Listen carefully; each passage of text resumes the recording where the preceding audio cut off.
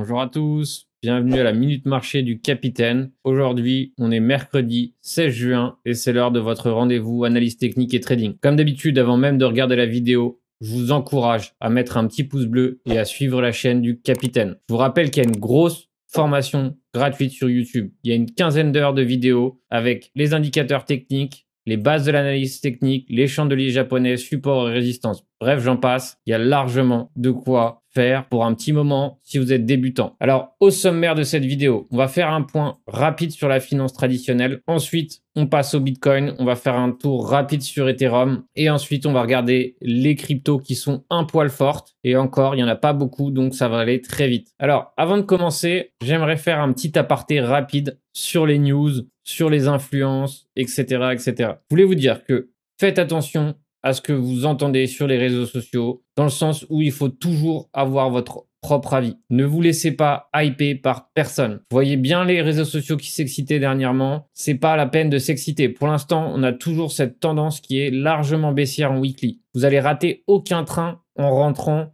plus tard ou en rentrant quand il y aura plus de certitude sur le marché. Oui, on va peut-être reprendre, c'est une éventualité, mais on n'est largement pas à l'abri d'aller visiter la borne basse de ce range, faire peur une dernière fois éventuellement, ou même encore aller plus bas, hein, qui sait. Mais voilà, pour l'instant, c'est largement beer, donc ne vous laissez pas hyper. De même pour les news. Je vois beaucoup qui s'excitent sur les news, réseaux sociaux, comme l'aventure MicroStrategy qui veut acheter 1 milliard. C'est très bien, j'en suis ravi, mais n'oubliez pas que le marché l'a déjà pricé il y a longtemps. D'ailleurs, d'où l'effet de Sell the News, hein. Hier, dès que la nouvelle est sortie, publiquement, qu'est-ce qui s'est passé? On a rendu le move. Donc, ne vous laissez pas hyper, s'il vous plaît, par ce genre de news. C'est vraiment une mauvaise idée. Ça va vous faire perdre de l'argent. Je préfère vous le dire simplement dans le sens où, au moins, je vous aurais prévenu, le marché price les news à l'avance. Donc, maintenant qu'on sait un peu tout ça, qu'est-ce qu'on a? On a le Bitcoin ici qui nous a dessiné ici un creux supérieur au précédent. Comme vous pouvez le voir ici, à 34 000 $, 34 500, on a eu un creux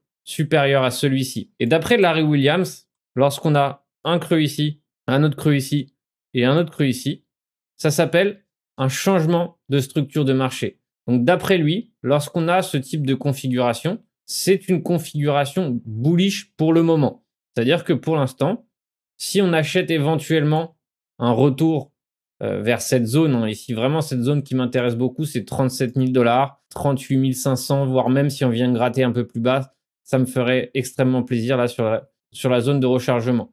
Donc, ça serait dans le sens de la tendance. Alors, où est-ce que j'aurais envie en achetant par ici, où est-ce que j'aurais envie d'éliminer un peu de capital, un peu de prendre mes gains sur cette zone, évidemment, qui a déjà servi de résistance. Mais encore une fois, si vraiment cette zone, on arrive à la franchir sereinement, en clôture, avec un peu de volume, dans ces cas-là, ça serait vraiment bien. Pourquoi? Parce que on pourrait éventuellement aller tester la zone des 45 000, 47 000. C'est celle-là qui nous fait de l'œil actuellement. Donc, encore une fois, pour l'instant, on a des barrières devant nous, hein. Tout simplement le pivot ici, le pivot daily est juste au-dessus de nous. C'est pour ça que pour l'instant, aucun rush à se lancer tout de suite, à acheter ce niveau. Hier, il y a des gens qui ont acheté le breakout et ils se retrouvent maintenant au même niveau. Alors, éventuellement, il faut surveiller hein, si 39 000 sert de support. Mais voilà, pour ma part, je préfère attendre. Si on a un gros un pullback satisfaisant ici sur la zone des 37 500 par ici, ça m'intéresserait beaucoup plus que acheter le pullback ici à 39 000 si cette zone, finalement cet ancien sommet qui est ici, sert de support. Donc on se retrouve un peu dans une configuration, on va dire, indécise où finalement, si je rentre tout de suite, j'ai pas forcément un ratio gain-perte intéressant, alors que si j'attends plus, j'aurai un meilleur ratio gain-perte et dans ces cas-là, je préfère rentrer plus tard. Alors je me précipite pas personnellement, il y a des scalps à faire. Donc, pour ma part, voilà, j'ai swingé ce move ici. J'en ai parlé dans la communauté pro, mais pour ma part, j'ai pris mes bénéfices. Pourquoi? Parce que c'était un scalp. Pour ma part, je m'attendais à ce qu'on puisse éventuellement buter sur le haut du range et je suis sorti. Et alors, est-ce qu'on aurait pu aller beaucoup plus haut? Est-ce qu'on va aller beaucoup plus haut? Peut-être. Tant pis, mais mon plan était finalement de profiter de la majorité du mouvement et pas d'aller chercher les extrêmes à chaque fois. C'est pas mon but. Donc, encore une fois, pour recommencer, pour synthétiser ce qui se passe sur le Bitcoin, actuellement, qu'est-ce qui m'intéresse? Ça m'intéresse d'attendre, tout simplement voir la réaction, voir si vraiment on va avoir affaire à cette correction ici, on pourrait éventuellement chercher les 37 200 et ici, les 35. Allez, si on va gratter un peu de liquidité ici vers les 36 000. Alors, encore une fois, hein, c'est important que ça soit une mèche qui vienne gratter ce niveau et qu'on réintègre rapidement. Vraiment pas le but de voir une structure, une clôture, une grosse bougie bearish sur ces niveaux. C'est vraiment pas l'idée.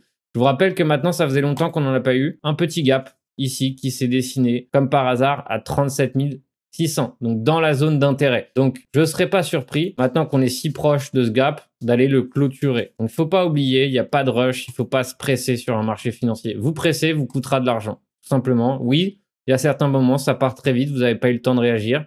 Et ça arrive, mais encore une fois, vaut mieux laisser échapper une opportunité que vous presser. Pourquoi? Parce que généralement, vous pressez, vous induira largement en erreur. Donc pour moi, ma zone, elle est là. Si vraiment plus tard, par la suite, je vois qu'on arrive à la franchir, éventuellement, je tenterai un pullback. Mais ça ne sera pas vraiment du swing. Pourquoi? Parce que il reste pas grand-chose avant la prochaine zone de résistance. Tout mon intérêt est de, pour l'instant, attendre patiemment une entrée plus convenable et me placer plus tard s'il le faut. Que se passerait-il ici si vraiment on commence à faire une sale bougie ici et qu'on récupère ici, on sort du creux, du dernier creux ici avec une clôture? Tout simplement, ça serait la première indication d'un signal baissier. Et qu'est-ce qui pourrait se passer? Très souvent, une prochaine bougie comme celle-ci, en dessous de celle-ci, donc personne ne remarque réellement le changement éventuel de structure, mais finalement, ça crée un sommet en dessous du précédent. Et là, ce creux est pris à la baisse, ce creux aussi. Et là, on a une structure baissière qui se met en place. Visite de au minimum le bas du range. Donc, c'est comme ça qu'il faut toujours raisonner. Il n'y a rien de sûr. Il n'y a rien de sûr sur un marché financier. Et pour l'instant, la structure dominante est tout de même la baisse. Donc, faites attention, évidemment. Alors, pour Ethereum, on va voir que éventuellement, on pourrait récupérer une structure de marché haussière en daily, mais ce n'est pas encore le cas. Donc pour l'instant, on va dire que Ethereum a bien moins profité de ce rebond. Donc comme vous pouvez le voir ici, j'ai pris Fibo de ce dernier mouvement baissier. J'aime beaucoup utiliser Fibo, hein, vous le savez déjà. Donc pour moi, qu'est-ce que je vois? Je vois une zone ici intéressante sur les 2300. Pourquoi? Parce que vraiment, si on tient cette zone et qu'on arrive sur cette zone, ça pourrait être éventuellement une zone qui pourrait être intéressante en termes de ratio gain-perte. Alors encore une fois, il faut faire attention. Pourquoi? Parce que finalement ici, qu'est-ce qui se passe? Si vraiment on fait une belle bougie baissière et que là, on n'a pas une mèche sur ces niveaux, mais une clôture, une bougie, dans ces cas-là, on a une confirmation bearish et dans ces cas-là, on pourra aller visiter ici les 1900 $. Donc, encore une fois, je sais que tout le monde veut rentrer le premier, mais il y a vraiment, on n'est absolument pas pressé. Quand je regarde cette structure, elle est encore loin d'être bullish. Donc, à surveiller ici sur les petites UT, voir un peu où est-ce que nous mène cette petite correction qui s'est mise en place. Regardez ici, on est pile, pour l'instant, on est pile sur cette zone, hein. Donc, c'est une zone tout de même qui va servir de support éventuellement. On pourrait éventuellement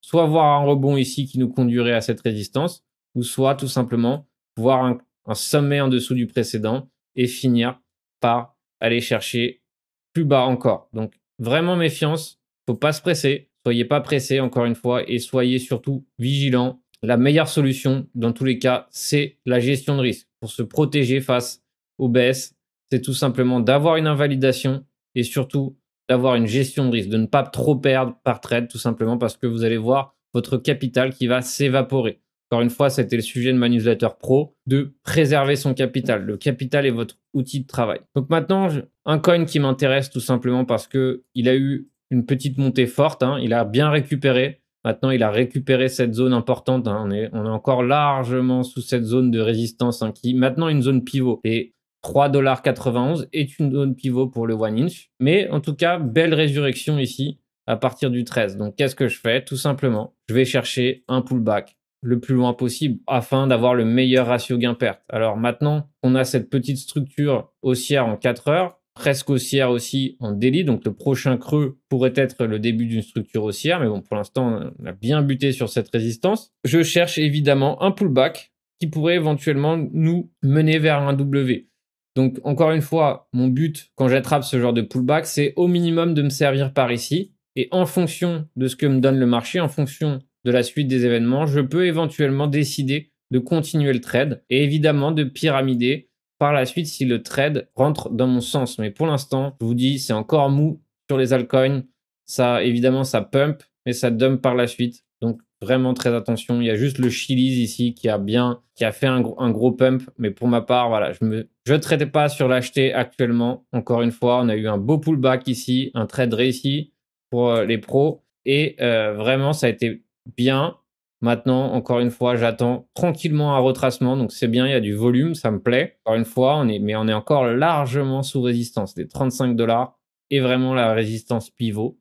Donc, à surveiller, éventuellement acheter un pullback ici rapide, ici sur les 0,5 si on en a un, ou éventuellement sur les 38,2. À surveiller, mais encore une fois, le marché est largement mou. Donc, qu'est-ce qui s'est passé ici sur le Nasdaq? On a pour l'instant un reverse assez bearish sur la résistance. Donc, encore une fois, il y a une réunion importante de la Fed aujourd'hui. Forcément, ça va entraîner, on va dire, de la volatilité sur les marchés. Mais pour l'instant, c'est pas le genre de top qu'on a envie de voir. Et dans ces cas-là, ça pourrait entraîner un retracement un peu plus lourd si vraiment ça se confirme. Mais généralement, une bougie comme ça, aussi importante sur un breakout avec ce genre de bougie ici, c'est un pattern bearish. Tout simplement parce que ici, on a eu cette grosse bougie, petite mèche, et ici, on a réintégré cette clôture et petit à petit, et en plus, le tout sorti d'un range, ça pourra conduire à une petite correction ou plus grande correction par la suite. Donc, encore une fois, vous pressez pas. C'est dans ce genre de moment, on a un marché incertain, imprécis, pas facile à trader, qu'il faut s'éduquer le maximum. Regardez des vidéos, le maximum de vidéos le plus clair possible. Ayez un plan, lisez des livres. Mais actuellement, pour les débutants, voire même pour les plus expérimentés, c'est pas des conditions de marché idéales. C'est des conditions de marché complexes. Donc ceux qui cherchent la lune à chaque fois, finalement, ils rendent la majorité de leurs gains. Il faut être rapide et précis. Donc on se voit ce soir en live à 20h45 sur Twitch. Des petites surprises qui seront annoncées. Et je vous rappelle que samedi, il y a le Crypto for Good. C'est-à-dire que c'est une compétition de 24 heures de trading caritative. Tous les gains qui vont être perçus seront versés au Resto du Cœur. Donc je participe, le tout dans une équipe. Donc je suis avec l'équipe de Diabolo. Donc on se voit évidemment samedi en live. Je pense que ça sera rediffusé sur Twitch. Et j'espère évidemment faire de bons résultats. Comme d'habitude, je vous encourage largement à mettre un pouce bleu et à suivre la chaîne du Capitaine. Bon trading à tous.